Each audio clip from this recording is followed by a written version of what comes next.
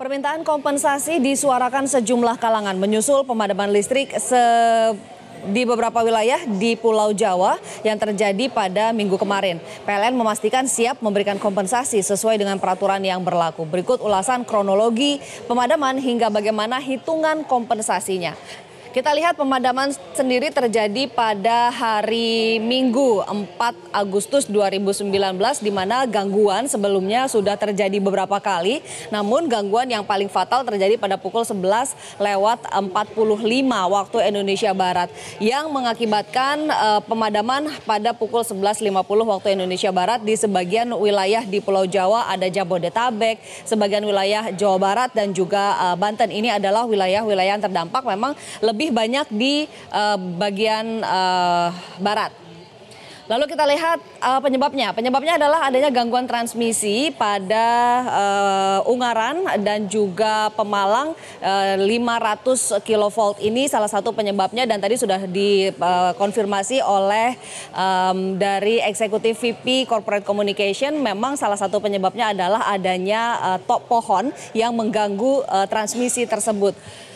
Dampak dari pemadaman listrik banyak sekali yang dirasakan oleh masyarakat. Tidak hanya di ibu kota tapi juga di sejumlah kota di Jawa Barat dan juga Banten. Misalnya ada perjalanan LRT, MRT, 4 perjalanan bahkan 4 MRT ini sempat berhenti di tengah jalan dan ini tengah berada di bawah atau tidak di atas tanah begitu, ada di bawah tanah. Ada juga 240 KRL yang terpaksa mengalami gangguan perjalanannya. Lampu lalu lintas juga padam sehingga di beberapa titik khususnya perempatan-perempatan besar ini para pengendara terlihat berusaha saling serobot untuk bisa lolos dari perempatan tersebut. Lalu tol juga macet akibat mesin tap e-tol padam.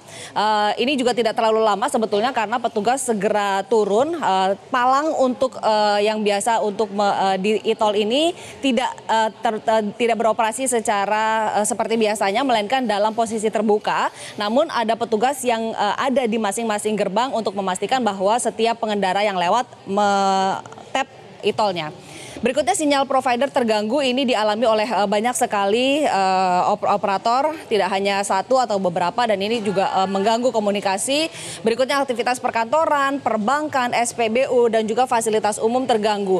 Yang paling terganggu adalah transaksi karena banyak sekali transaksi yang sudah beralih dari tunai menjadi non tunai. Nah, sementara untuk transaksi non tunai diperlukan listrik begitu. Tanpa adanya listrik maka transaksi non tunai yang banyak terjadi di pusat-pusat perbelanjaan perkantor di pusat-pusat perbelanjaan khususnya karena ini terjadi pada hari Minggu itu terganggu. Berikutnya kita lihat ada upaya perbaikan yang dilakukan oleh PLN seperti pengamanan dan scanning assessment GSW atau ground steel wire, lalu penyalaan pembangkit listrik. Sudah ada PLTA di Saguling dan Cirata yang mensuplai listrik ke beberapa induk-induk gardu seperti Gandul dan juga Balaraja. Ada juga pengaturan UP2B, unit pelayanan pengaturan beban. Ini ada sedikit upaya yang dilakukan oleh pihak PLN, lalu kita juga bisa lihat di berbagai media sosial ada gambar-gambar yang beredar. Begitu petugas-petugas PLN yang naik ke tower-tower dan berupaya untuk memperbaiki segera transmisi dan sejumlah gardu induk yang rusak. Ada kompensasi yang akan diberikan oleh PLN. Ini yang sudah diungkapkan oleh para direksi PLN, ada komitmen di sana dan ini memang mengacu pada Permen SDM nomor 27 tahun 2017. Kompensasi besarnya adalah 35% dari biaya beban atau rekening minimum konsumen pada golongan tarif yang dikenakan penyesuaian tarif tenaga listrik atau tarif adjustment. Ini berlaku untuk mereka konsumen non subsidi. Sedangkan untuk konsumen subsidi besaran kompensasinya adalah 20% dari biaya beban atau rekening minimum untuk konsumen pada golongan tarif yang tidak dikenakan penyesuaian tarif tenaga listrik. Nah, permasalahannya adalah penghitungan ini biasanya dihitung oleh mereka yang berlangganan pasca bayar. Artinya ketika tagihan keluar nanti akan mendapatkan kompensasi begitu, akan dipotong. Permasalahannya bagaimana dengan mereka yang prabayar begitu dengan menggunakan token ini yang belum ada mekanismenya dan perlu penjelasan lebih lanjut lagi.